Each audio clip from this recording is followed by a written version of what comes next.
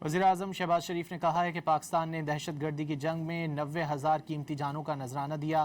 पाकिस्तान में 2017-18 में दहशत गर्दी ख़त्म हो गई थी। एक मुनज़्ज़म साजिश करके उसे वापस लाया गया। इस दहशत गर्दी के पीछे भारत का हाथ है।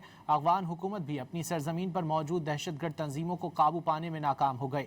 वज़ीर-ए-आज़म शहबाज शरीफ बलोचिस्तान नेशनल वर्कशॉप से खिताब कर रहे थे।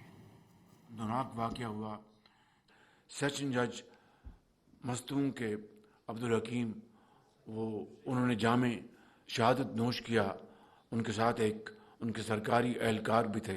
90,000 पाकिस्तानी शहीद हो चुके हैं इस दहशत गर्दी का खात्मा करने के लिए, जिसके पीछे हिंदुस्तान का हाथ है। वसाइल भी मुहैया कर रहा है। उन लोग शहीद हुए और बिलाखिर 2017-18 में ये दहशत गर्दी पाकिस्तान में मुकम्मल तौर पर ख़त्म हो गई।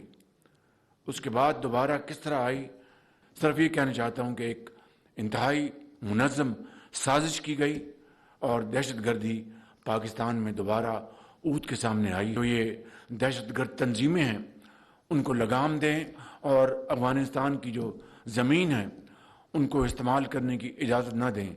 लेकिन हनूस अभी तक ये सिलसिला जारी है।